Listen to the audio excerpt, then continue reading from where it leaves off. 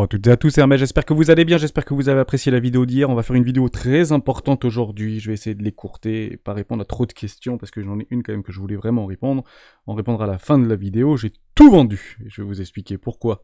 J'ai titré ça sur la petite vignette YouTube, on parlera du BTC, on parlera d'Ethereum, on parlera également de FTT, FTX, on reprendra quelques éléments qui nous paraissent, mais pas d'un point de vue catégorique vis-à-vis des news qu'on peut avoir sur Twitter et sur les réseaux sociaux, mais plus d'un point de vue visionnaire, et j'aimerais vraiment vous partager mon point de vue par rapport à ça.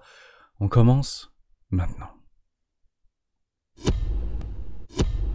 Avant de commencer, je vous invite toujours à rejoindre le Discord des rois du marché. Vous trouverez le lien dans la description à l'intérieur, une documentation qui s'appelle la stratégie des 4 rois. N'hésitez pas à l'utiliser, vous en imprégner, vous en inspirer pour vous aussi trouver votre propre style d'investissement, que ce soit sur le court, moyen ou long terme. On commence tout de suite avec Bitcoin. On avait tracé ce petit canal ascendant dans une tendance dynamique haussière qui était plutôt intéressante. Ici, vous avez un petit trade à prendre qui était plutôt sympa, malgré les FUD qu'on pouvait avoir, bien évidemment. Derrière, vous l'avez ici, on reprend. Je ne l'ai pas pris, pourquoi? Parce que 3h du matin, je dormais, comme vous pouvez passer sur l'imaginer, heure française. Derrière, ce trade était prenable. Boum, on sort. Bon, on a perdu, c'était pas grave, on avait ce canal ascendant, c'était parfaitement possible d'aller chercher au minimum un milieu de canal, voire le haut du canal. On avait des objectifs ici dans une petite box rouge, et des vendeurs à découvert qui s'étaient positionnés agressivement au-dessus de ces précédents highs et qui ont repoussé de façon extrêmement massive ce prix, en tout cas pour le descendre plus bas que terre, comme vous pouvez bien sûr l'imaginer. Ben, ils sont en train de réussir, ces coquins, bravo pour les vendeurs à découvert qui s'étaient positionnés à contre-tendance, puisqu'on est resté bien sûr sur contre-tendance. Maintenant le signal baissier a été donné, on a cassé cette trendline haussière, si vous voulez, par rapport à ce canal ascendant qui, généralement, nous donne des résolutions haussières pour aller chercher un objectif de prix. Ce n'est pas ce qui s'est passé. Vous aviez potentiellement des poches de liquidité qui étaient complètement logiques. On les avait bien délimitées ensemble. Je ne sais pas où est-ce qu'on pouvait éventuellement le voir. Voilà, jusqu'ici, j'avais repris un petit The Kingfisher du 7 novembre dernier. Donc, vous voyez que c'était pas très tard pour le coup. Vous avez des 20 500 $ et vous aviez du 19 500 jusqu'à 19 500 $. Des jolies poches de liquidité qui étaient complètement plausibles sur FTX, sur Binance, sur Bybit, etc. On est parti les chercher en one shot, c'était donc dans la nuit. On prend le premier arrêt, difficile de se positionner à 3h ou 4h du matin sur le premier arrêt. Derrière, on vient chercher un 0,618 juste ici. On est en train de consolider sur la neutralité. Retourne entre guillemets milieu de range par rapport à cette petite tendance ici. On revient chercher les 0,50. On travaille autour des 0,50. Est-ce qu'on peut se positionner ici? Techniquement, oui, on peut se positionner ici, mais c'est toujours pareil. N'achetons pas un couteau qui tombe. Attendons de la consolidation et de la reconsolidation, de l'accumulation. Il faut qu'on commence à essayer de voir des structures. On a toujours le temps de se positionner. Les espèces de trucs comme ça, c'est relativement rare en réalité. De toute manière, les V-bottoms sont menés à être retestés juste ici. On peut potentiellement essayer de se retrouver dans une zone de rechargement d'achat très court terme pour pouvoir éventuellement se positionner. Parce que le seul risque, c'est quoi? C'est de finalement se faire complètement liquider, bien évidemment. Donc ce qu'on voudrait voir, c'est un tout petit peu de consolidation, tranquillement, et derrière une instruction haussière ou une continuation baissière, et à ce moment-là, vendeur, acheteur, positionnez-vous, trader, bien évidemment. On reste dans une dynamique de fond haussière, moyen terme ou plus court terme baissière, puisqu'on a cassé notre biseau ascendant par le bas, malheureusement, et on peut très bien éventuellement aller faire un nouveau plus haut, puisque le Bitcoin reste haussier dans sa valeur de fond, dans ce catalyseur range qu'on a depuis maintenant plusieurs mois de cela. Donc c'est toujours extrêmement difficile, puisqu'on se retrouve où ça? Dans un no man's land, et généralement on ne se positionne pas dans un milieu de range, on va chercher plutôt les extrêmes, et les extrêmes, ils sont en dessous des 19 000 $, vers les 18 000 $, ni plus, ni moins, juste ici. Ok, donc on se positionne plutôt dans les extrêmes, vous avez une zone de rechargement d'achat très court terme ici, ou éventuellement on se positionne pour les vendeurs à découvert dans une zone de rechargement de vente logique qui se positionnerait ici sur un retest de notre biseau ascendant au niveau de notre trendline, ni plus ni moins. Ok pour ça, donc soyez très vigilants, mais il y avait un trade à prendre, juste ici. Tant pis pour ceux qui l'ont pris, comme vous pouvez bien sûr l'imaginer. On était plutôt encore, comment on dit ça, pas euphorique, mais ça tenait au niveau de FTT. Il y avait notre amie Caroline qui nous avait dit je rachète tout à 22 $. J'ai vu beaucoup d'influenceurs se positionner à l'achat et notamment le levier d'achat sur les 22 $ et c'est pas une mauvaise solution. J'ai proposé une autre alternative par rapport à de l'investissement si vous souhaitez éventuellement être intéressé par contrer ce FUD si vous voulez par rapport à FTX sur FTT. Je vous le montrerai juste après. Mais voilà, ce qui est dit n'est plus à dire. Soyez extrêmement vigilants. Attendez de la consolidation. Pour ceux qui veulent éventuellement investir dans Bitcoin et qui se disent c'est pas possible, ça ne peut pas aller plus bas. Ok, vous pouvez le penser très fort, mais attendez quoi? Attendez qu'on vienne récupérer les précédents high ici. Pourquoi je vous dis ça? Parce que vous savez qu'il y a d'énormes vendeurs à découvert qui sont positionnés sur ces highs. Ils sont énormes, ils sont là. Il y avait des énormes poches de liquidité. On a explosé près d'1 milliard de liquidations de vendeurs à découvert ici et le prix n'a pas explosé à la hausse pour se retrouver dans les rangs en haut du range sur les 24-25 000 $. Ça, c'est quelque chose de très important. Ça veut dire qu'ils sont encore positionnés et pour l'instant, ils n'ont plus la tête sous l'eau. Ils sont en contrôle du momentum. Le momentum peut aussi être considéré comme une trendline. Donc ils ont le contrôle du momentum sur beaucoup de time frames. La bougie en daily n'est pas clôturée, donc il faudra bien sûr attendre la bougie en daily, et c'est possible, elle peut très bien se clôturer aux alentours des 20 615 $ sans aucun problème, cette bougie en daily de la journée. Wall Street n'est pas impactée par rapport à ce qui est en train de se passer sur les marchés crypto, donc ça peut être éventuellement un signal, comme quoi c'est ni plus ni moins que de la chasse à la liquidité, et qui a été propulsé, en tout cas amplifié, catalysé par rapport au FUD de FTX, évidemment. Donc soyez vigilants, soyez patients, investisseurs, attendez des confirmations. La confirmation, ce sera une acceptation au-dessus et la réintégration au-dessus des 21 500 $. Ceci sera bullish. Pour l'instant, ce n'est pas bullish. Pour l'instant, on attend. Il n'y a pas vraiment de possibilité de pouvoir éventuellement se positionner. Ça, c'était super important. Également, personne n'en a parlé. Bah évidemment, personne n'en a parlé, c'est à peu près ce que j'avais dit. Et ce que j'avais vu par rapport à la vidéo, il y a déjà un membre ou un commentaire qui est venu dans ce sens-là, par rapport à notre petite cassure de notre trendline historique par rapport à notre ami Bitcoin. On a clôturé une bougie ici sur notre révision en 14 périodes au-dessus de notre trendline historique. Je vous ai dit à ce moment-là, je passe boule. On est en train de tenter de la réintégrer. Mais ça va être difficile puisqu'on a donné un signal. Donc une grande partie des personnes qui regardent le RSI ou le momentum, si vous voulez, et bah potentiellement est passé boule. Boule en avance. C'est ça qui est intéressant, c'est que nos indicateurs techniques peuvent nous donner un signal précurseur, il faut bien sûr l'accepter, le confirmer, avoir une structure derrière cette trendline, et la structure pourrait éventuellement nous être donnée si on venait à clôturer au-dessus des 21 500 $ la semaine. Vous voyez, ce serait un signal extrêmement bullish par rapport à tout ce qu'on vient de dire précédemment. Côté momentum et côté order flow, pardon, vous avez une petite chasse, entre guillemets, à la liquidité, mais j'aurais préféré en voir beaucoup plus. En réalité, il n'y a pas beaucoup de personnes qui se sont fait liquider. Alors, malheureusement, il n'y a que FTX, aujourd'hui, qui, je pense, délivre les bonnes informations et les bonnes datas. Donc, si vous voyez 20 millions, c'est plutôt sur FTX que ça s'est passé. Et Binance ne livre pas ces datas, donc vous mettez Binance, c'est 0, si vous voulez. Vous mettez Bybit, c'est 0, si vous voulez. Donc, je peux partir du constat de ce qu'on pourrait éventuellement imaginer, une vraie bougie beaucoup plus prenante qui pourrait descendre au minimum, près des 50 millions de $, je pense, ou près des 30 millions de $, voire beaucoup plus. Peut-être 100 millions, peut-être 150 millions, parce qu'il y avait des vraies poches de liquidité sur des vendeurs qui étaient, sur des acheteurs qui étaient plutôt motivés ici. Donc je pense qu'on a eu une très forte capitulation et une très forte liquidation. Donc on n'est pas en train de l'observer ici, mais je ne prends pas en compte ces datas, puisque malheureusement, FTX, je pense qu'il y a beaucoup de personnes qui sont parties et qui sont en train de subir de plein fouet un bank run. C'est réel, on le voit depuis plusieurs jours, leur réserve d'utilisateurs au niveau des stablecoins est en train de fondre comme des au soleil. Ça fait 3 semaines, ils ont perdu 95% de leur réserve d'USDT par rapport à leurs utilisateurs. Ils se barrent. Et pour l'instant, vous pouvez partir, puisqu'ils n'ont toujours pas bloqué, entre guillemets, les comptes. S'il le fait, c'est terminé. S'il bloque la plateforme, tant pis. Donc, je ne dis pas que de tout enlever de FTX, je dis juste ne mettez pas tous vos œufs dans le même panier. On le répétera jamais assez. Mais que ce soit Binance, que ce soit Bybit, que ce soit FTX, que ce soit Coinbase, que ce soit qui vous voulez. C'est toujours la même chose. Ne mettons pas tous nos œufs dans le même panier. Il y a aussi quelque chose qui est très intéressant, c'est au niveau de l'open interest, on est encore en train de le voir se déprécier. Ça, c'est très intéressant. Pourquoi ? Parce que bien qu'on ait une diminution relativement forte au niveau de notre prix et de notre action de prix, on a un open interest qui tend à se déprécier. Ça veut dire que les gens ont peur d'acheter ce marché, voire ne le vendent pas. Donc, on se neutralise mutuellement. Et c'est plutôt une bonne augure. Pourquoi ? Parce que tous les rebonds par rapport à la psychologie qu'on est en train de sentir actuellement, d'un point de vue majoritaire, mais faible majorité, est plutôt baissière. Et ça, j'ai fait un petit sondage là-dessus, donc merci à vous d'y avoir répondu. Bonjour les rois, c'était hier, il y a quasiment 1000 votes, donc merci à tous ceux qui votent. Après de nombreuses informations alarmantes liées notamment à l'exchange FTX, pensez-vous que le récent rebond sur les marchés crypto est terminé ?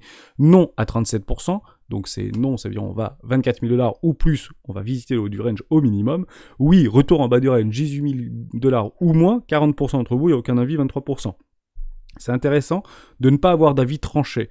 En somme, c'est des bonnes situations et c'est dans ces situations-là, dans des formes de capitulation si vous voulez, qu'on n'a plus d'avis et qu'on ne sait plus où va la direction.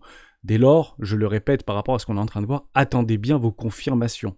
Même si vous achetez trop, comme vous pouvez bien sûr l'imaginer, en tout cas les gros investisseurs et les grosses baleines attendront des vraies confirmations et une exclusion très probable au-dessus de ce précédent range, ou se repositionneront sur des mêmes structures, potentiellement beaucoup plus bas. Mais on avait un signal extrêmement intéressant, le momentum reste dans les mains des acheteurs jusqu'à preuve du contraire sur des grosses time frames.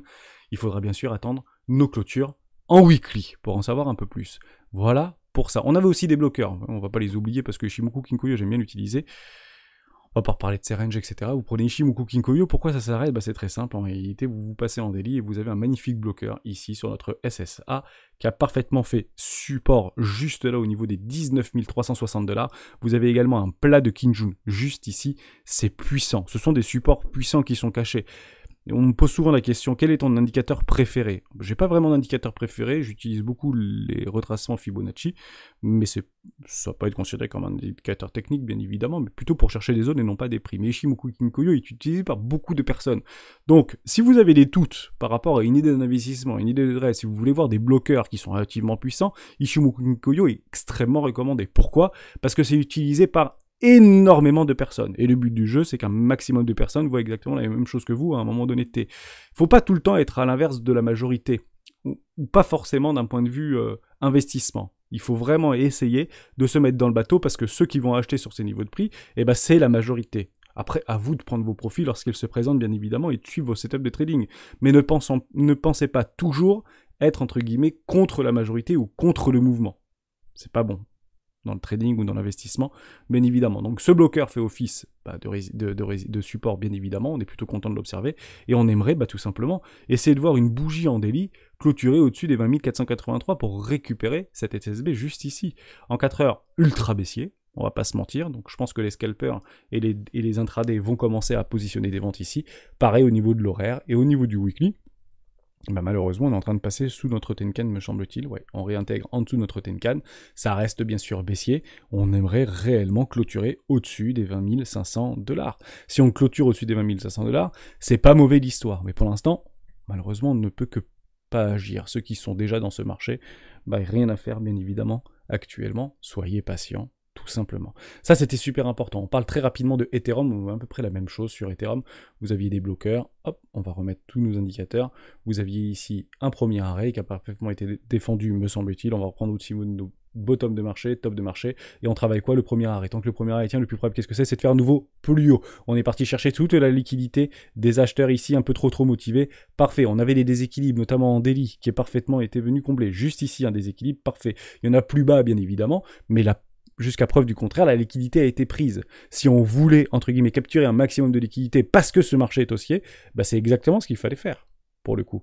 Et on vient chercher un premier arrêt, une neutralité 0,50 au niveau d'un retracement Fibonacci qui n'en est pas sur les 0,50 qu'on pouvait bien sûr l'imaginer. Je vous ai proposé quelque chose au niveau de FTX. Ça, c'était super intéressant parce que toujours catalysé par rapport à un biais psychologique. Caroline, elle travaille chez Alameda. Très répandu sur les réseaux sociaux avec son copain Sam, pas de problème avec ça. En gros, elle répond à CZ. Donc CZ, le patron de Binance. Tu peux faire ce que tu veux avec tes FTT, on rachète tout à 22 $. Donc c'est un super signal en réalité, ça veut dire que si vous achetez les 22 $, ou si vous voulez jouer les 22 $ potentiellement à la hausse, à ce moment-là, c'est plutôt une bonne entrée, puisque vous savez que derrière, il y a des gros mastodontes qui vont potentiellement défendre ce prix. Je le dis, je le répète, il y a 50 adresses qui détiennent 98% du supply. Si ces 50 adresses commencent à lâcher, ça lâchera fort. Donc, on peut éventuellement, trader, je ne vous parle pas, je parle plutôt ici aux investisseurs, investissement 1 sur des supports de marché. Pourquoi? Parce qu'on achète des supports de marché, on ne les vend pas. On ne vend pas des supports, on achète des supports. Investissement 1, support. S'il cède, investissement 2, prochain support, juste ici, 886. Les fameux 886, formidable. Et potentiellement, sur un investissement 3, on pourrait doubler notre position si FTX n'a pas fait faillite d'ici là, avec un magnifique W weekly, dans un W weekly, voire un roi de pique, pour aller chercher proche des 5, 6, 7 $, pourquoi pas. Et là, on rationalise en réalité une idée d'investissement sur un marché tendanciellement haussier de fond. Puisque FTT, au même titre que BNB, était extrêmement résilient. On avait conservé les précédents lots, on était venu chercher de la liquidité, et ça a bien été défendu. Donc si vous reprenez quelques semaines en arrière, FTT c'était formidable, FTX c'était formidable, le sauveur de l'humanité, et aujourd'hui c'est à fuir. Oui, malheureusement, il faut rarement être le dernier à partir, parce que généralement, les portes sont fermées ou les portes de secours se ferment. Qu'est-ce qui s'est passé dans la nuit? Et ça s'est pas passé à 15h de l'après-midi pendant l'horaire d'ouverture de Wall Street, ça s'est clairement passé à 1h du matin. Malheureusement, FTT lâche. Ok. FTT a lâché. Et il lâche pas un peu, hein. On perd près de moins 40%, je pense, dans la bataille. Voilà, moins 30%, c'est en train d'être avalé. Est-ce qu'il y a des whales qui vont potentiellement se positionner? Le momentum est malheureusement baissier. À partir de maintenant, vous avez une énorme explosion baissière ici. Beaucoup de personnes ont sell market au niveau de FTT. Est-ce que oui ou non, ils ont vendu complètement au niveau dans la panique et ils ont shorté très massivement? Et bien la réponse est oui. Et ça, c'est super intéressant de le voir. Puisque en réalité, vous avez un funding extrêmement négatif au niveau du token FTT. Vous avez une explosion et une continuation haussière au niveau de l'open interest. Donc malheureusement, ça veut dire les deux. Ça veut dire qu'il y a autant de vendeurs à découvert qui se mettent en short sur FTT actuellement, donc sur des supports de marché qui maintenant deviennent résistance, hors clôture en daily comme vous pouvez bien sûr l'imaginer, et des acheteurs qui essaient de prendre le play, un petit peu à l'image de Terra Luna. Vous voyez ce que je veux dire? C'est fou à quel point l'histoire se répète. Donc ma préconisation, n'y allez pas. Investisseurs, why not si vous croyez en FTX parce que vous êtes tellement dans le fondamental de FTX et que vous pensez que c'est pas possible ce qui est en train de se passer, à ce moment-là, mettez-vous en place des investissements 1, 2, 3, lissez vos achats et pas plus de 1 ou 2% de votre capital d'investissement. Je valide totalement. C'est ce que je fais, donc il n'y a pas de problème avec ça. Mais attention sur des leviers x50, x10, même x5, même x3, c'est super compliqué parce que malheureusement, il n'y a pas de gagnant sur ce type de situation qui est extrêmement psychologique. C'est ça qui nous tue, c'est la psychologie, malheureusement. Maintenant, vous avez un funding extrêmement négatif, donc beaucoup de vendeurs à découvert qui potentiellement pourront se faire éclater tôt ou tard. Et pour l'instant, ça tente à tenir. On se rapproche des 18$, on était descendu proche des 13, me semble-t-il. Voilà, 15$, à peu près la neutralité. Beaucoup voulaient racheter à 10, et ben malheureusement, on n'ira peut-être pas à 10. Et tout est peut-être manipulé, vous avez probablement raison. En tout cas, beaucoup de personnes ont probablement raison. Ici, au niveau de l'USDT, vis-à-vis de la dominance. On avait tracé ça il y a très longtemps, je ne sais pas si vous vous en souvenez. Ça, c'est toute la dominance et de la capitalisation totale au niveau des stablecoins qui sont actuellement dans le marché. Donc plus ça monte, plus ils vont dans les stablecoins, plus ça va être, plus on va potentiellement dans les cryptos où on sort du marché crypto pour prendre des profits, comme vous pouvez bien sûr l'imaginer, mais c'est pas sur ces niveaux de valorisation qu'on peut penser à prendre des profits en tant qu'investisseur.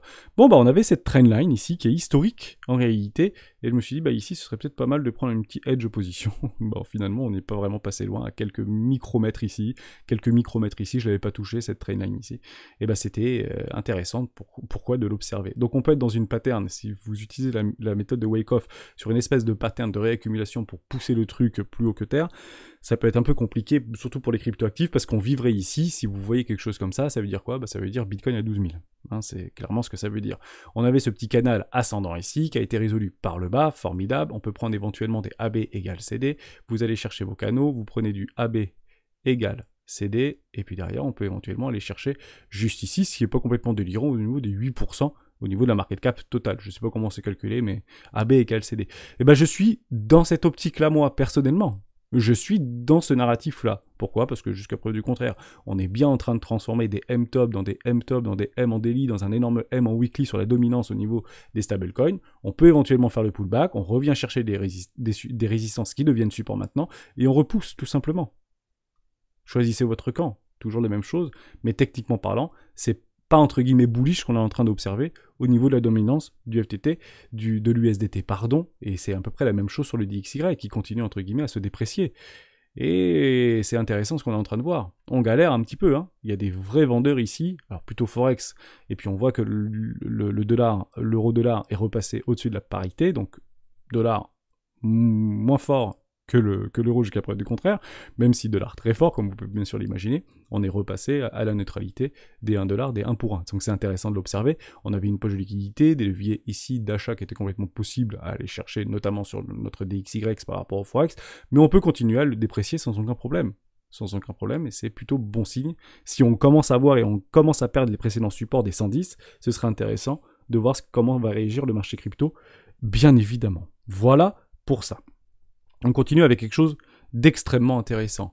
Parce qu'on a l'impression que c'est maintenant qu'il faut agir. Non, c'est pas maintenant qu'il faut agir. Reprenez Bitcoin et reprenez par rapport à la capitulation précédente. Je le mets ici, je vais tout effacer et vous allez regarder. À quel moment en réalité on a eu ce fameux effet Terra Luna? Parce que tout le monde en reparle, mais c'est normal. Ou l'effet entre guillemets Celsius. C'est normal qu'on en reparle. C'était le 9 mai dernier Terra Luna. Le crack de Terra Luna, c'était le 9 mai dernier. C'était ici en réalité. Reprenez en fait l'historique. C'était juste là. Crack de Terra Luna, on va chercher une capitulation. Pourquoi en fait il y a une énorme poussée baissière au niveau de... alors FUD, toujours très intéressant et tout ce que vous voulez. Pourquoi il y a une énorme poussée baissière? Bah, c'est très simple, c'est que Terra Luna a sell market 1 milliard en valeur Bitcoin pour pouvoir sauver entre guillemets son protocole. Ça n'a pas suffi, on l'a constaté, donc on ne fait que constater les dépréciations ou les capitulations. Derrière, on consolide et on refait une jambe baissière. Bah oui, bah en fait, on a compris qu'il y avait beaucoup qui étaient en train de déposer le bilan. Celsius, notamment. Qui a quoi et en quelle quantité? C'est toujours la même chose. Donc quand on observe ça, la capitulation a déjà eu lieu. Je ne dis pas qu'il ne faut pas rester baissier. Je ne dis pas qu'il y aura une nouvelle jambe baissière. Mais ça ne peut pas être que catalysé par notre ami FTX. Je pense qu'il faut d'autres choses. Et je dis, vous avez d'autres catalyseurs, notamment au niveau du CPI. Ce qui est juste intéressant, et j'aime bien en fait faire cette gymnastique de psychologie inversée, c'est que là je pense qu'on est plutôt baissier maintenant. On revient en fait fin de semaine dernière, plutôt bullish. Jusqu'où ira ce rallye? Est-ce que le rallye d'hiver peut avoir lieu, etc. Oui, non, comment on fait? On se couvre. Et comment on se couvre? Notamment avec des options. Vous le voyez ici, vous avez deux énormes briques. C'est des centaines de millions de dollars qui sont positionnés en 24 heures, ici sur les 16 000 dollars et ici sur les 15 000 dollars. Et c'est les clôtures du 11, vous voyez, enfin, c'était à peu près la même chose que ça. Il y avait un peu de rouge, beaucoup de vert. Maintenant, il y a énormément de rouge et pas beaucoup de vert. On se couvre.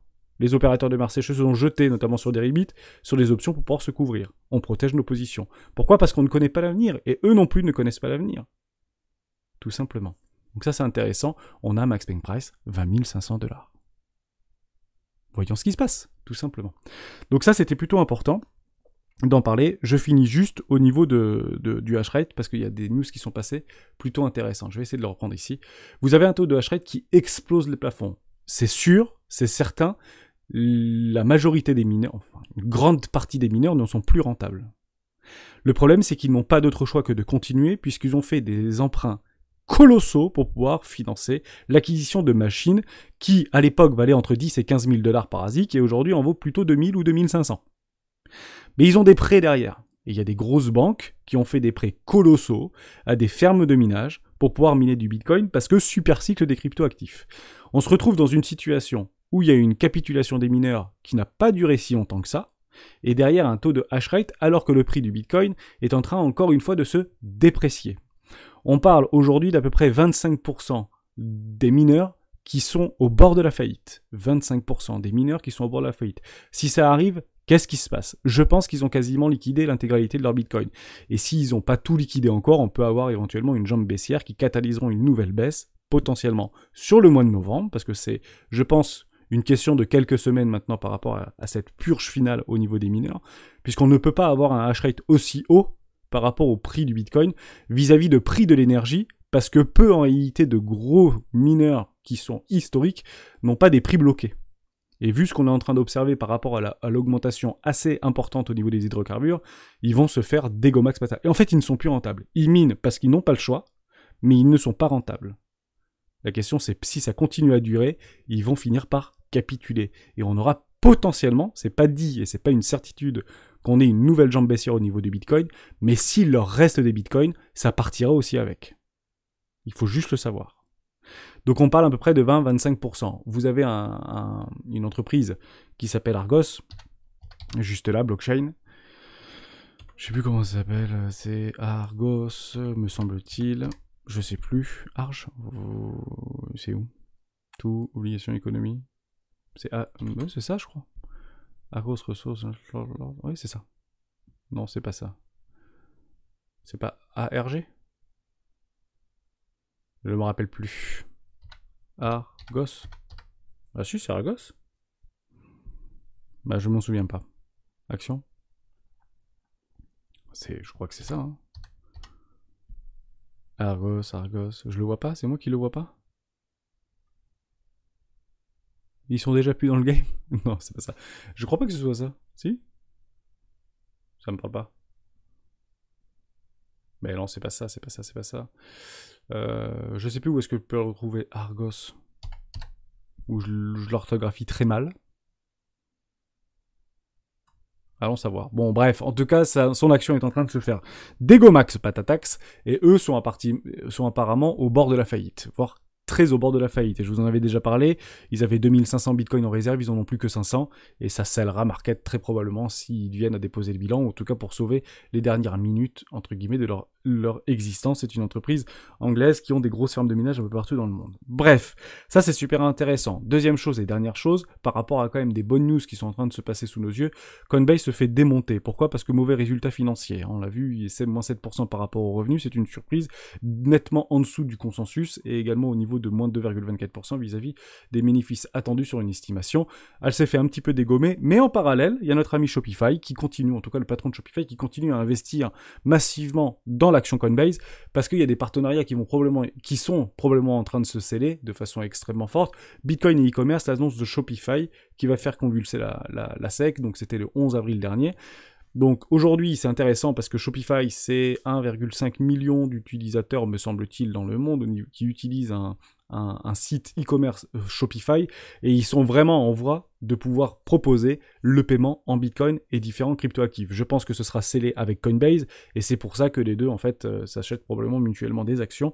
Si vous reprenez l'action Shopify, bah, c'est pas très fameux l'histoire, et pour le coup, ça m'intéresse indirectement, mais j'attends des structures de marché.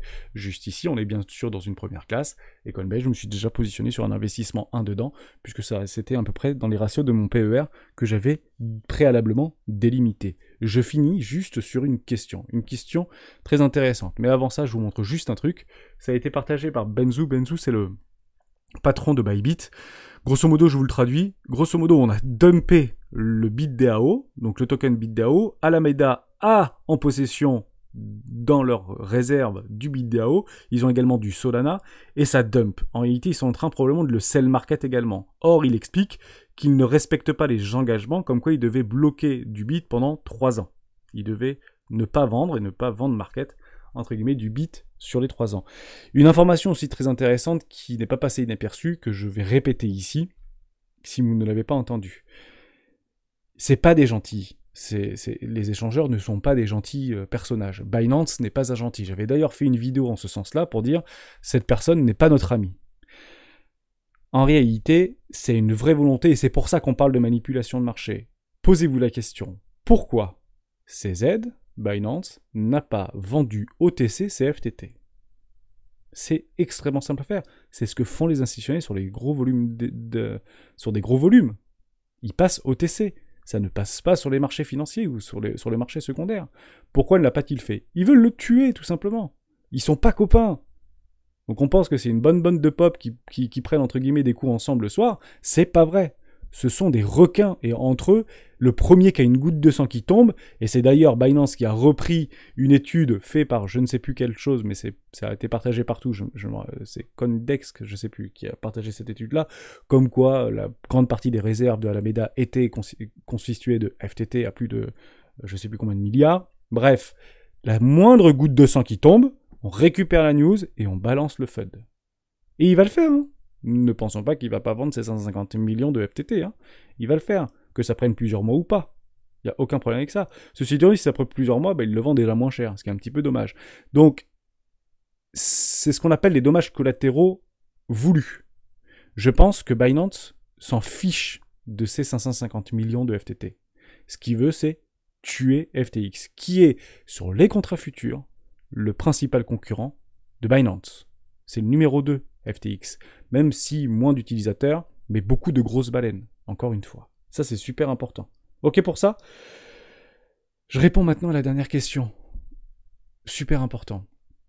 Vous avez également, je voulais pas l'oublier, je n'avais pas noté, je vous ai partagé ça parce que c'est toujours pareil, quand il y a une petite goutte de sang qui tombe, les opérateurs, entre guillemets, en tout cas les vendeurs, se positionnent. Donc Ledger qui propose moins 10% sur notamment vos ledgers et sur les Nano X et Nano S et Nano S+. J'ai mis mon lien ici d'affiliation, je l'ai mis en annonce. Donc moins 10%, c'est que pendant 48 heures, bizarrement. Vous avez Bybit également qui propose exclusivement 30% d'API sur Bitcoin et 30% d'API sur Ethereum.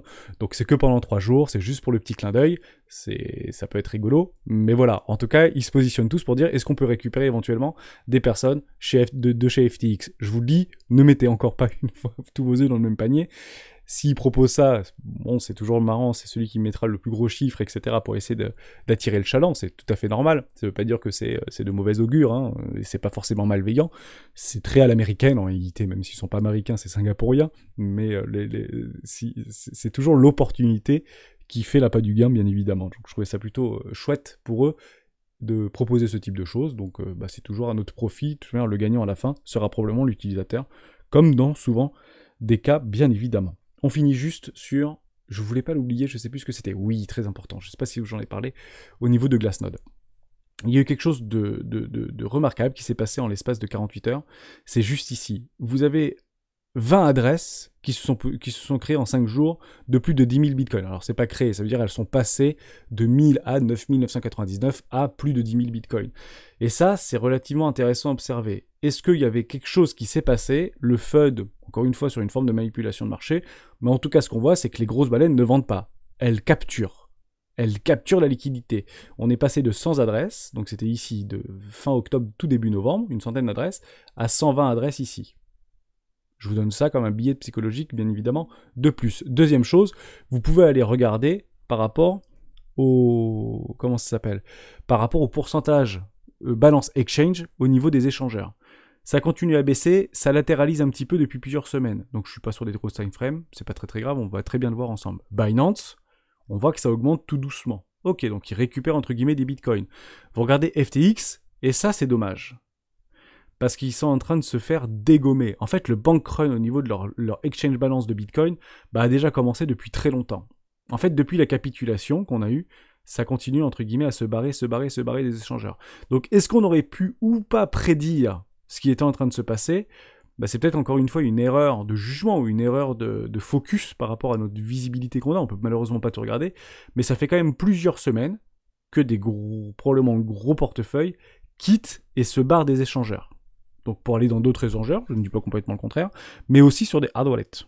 Hein, bien évidemment, et on le voit très bien on-chain, c'est au niveau de la balance, on voit que c'est quand même relativement bas et ça continue à se déprécier. Même si ça latéralise un petit peu, mais il y a eu une vraie fuite au niveau des actifs sur les échangeurs.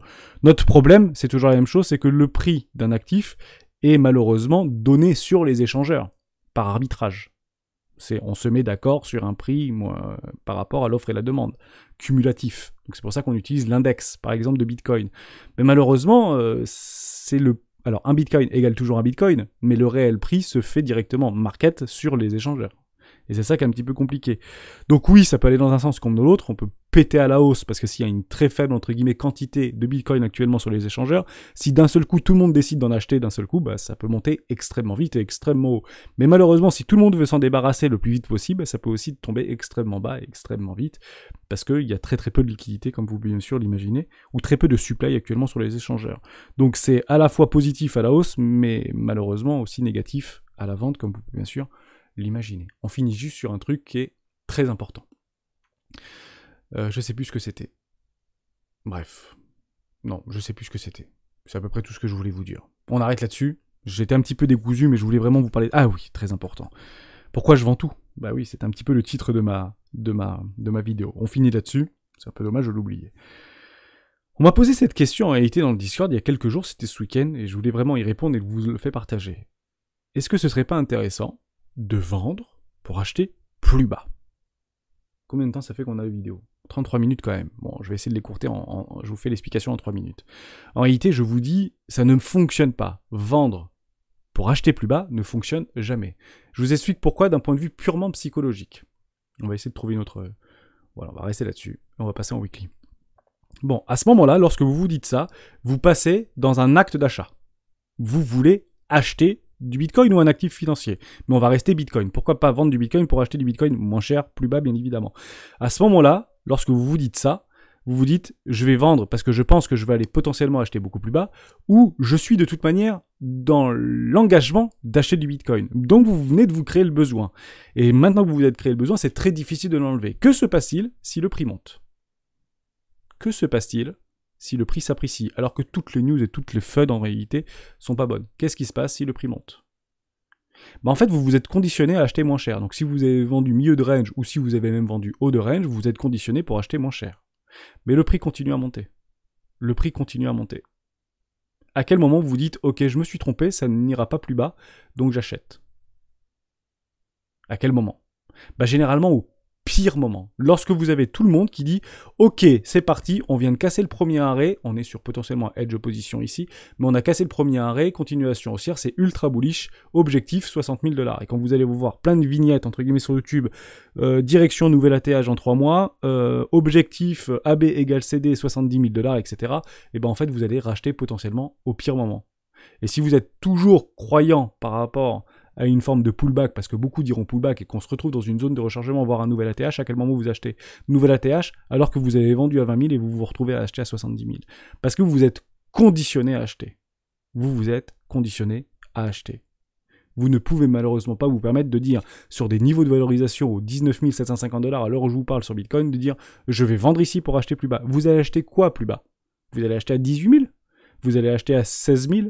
Vous allez acheter à 12 000? Au risque de en racheter à 70 000 $? Soit vous y croyez plus, à ce moment-là, on s'en va. Mais on peut malheureusement pas dire je vais vendre ici pour acheter plus bas sur ces tissus-là. Et ce qui est super intéressant, psychologiquement, c'est que cette vision-là, on ne l'a que sur ces niveaux de prix-là. Lorsqu'on est en réalité dans la peur, dans l'incertitude, et que ça ne peut aller que plus bas. Posez-moi la même question ici. Je vous le dis. Je parle de la majorité. Est-ce que ce serait pas intéressant, à 85 000 $, de vendre ici pour acheter plus bas? Vous ne pouvez pas vendre ici, c'est pas possible, parce que le monde entier vous dit que ça va partir à 1 million. Vous êtes un génie. Vous avez acheté à 20 000, ou vous avez acheté à 40 000 et vous avez tenu, et on se retrouve à 85 000. Vous êtes un génie. Vous ne pouvez plus vendre à 85 000 $. Donc qu'est-ce qu'on fait? On vend pas? Pire, on rachète, parce que j'avais encore 50% de cash. Je suis la stratégie des 4 Hermès qui m'a fait d'ailleurs perdre de l'argent, puisque j'aurais pu investir all-in sur les 20 000 $. Maintenant que Bitcoin est 90 000 $, c'est extrêmement facile de le dire. Qu'est-ce que je fais? Gros point d'interrogation. En réalité, sur les marchés financiers, je vais vous donner une préconisation incroyable que je me suis donnée à moi. Je le fais très, très souvent quand je veux me prendre une position. En fait, je ne vends jamais et je n'achète jamais. C'est soit j'investis, soit je prends des profits. Et juste de transformer ces deux mots-là, psychologiquement, vous n'allez pas du tout avoir la même approche. Donc, j'investis dans ces niveaux de prix et je prends des profits. Donc, je n'achète jamais et je ne vends jamais. J'investis, je prends des profits. Si j'ai tort, on ira voir plus bas. Oui, mais je lisse mes achats ou je lisse mes investissements vers le bas. Et j'attends des magnifiques structures de retournement parce que j'y crois. Et tous les investissements, notamment sur les cryptoactifs ou sur les marchés traditionnels que j'investis, cet argent, je suis prêt à le perdre. Je suis prêt à le perdre. Ce sera atrocement douloureux, mais je suis prêt à le perdre. Voilà pour ça. Ne pensons jamais sur ces niveaux de valorisation de vouloir vendre pour acheter moins cher. Ça n'existe pas. Et si vous le faites, vous avez donc capitulé. C'est ce que ça veut dire. Tout simplement. Merci à toutes et à tous d'avoir suivi cette vidéo jusqu'au bout. On se retrouve demain dans une prochaine vidéo des rois du Bitcoin. Ciao.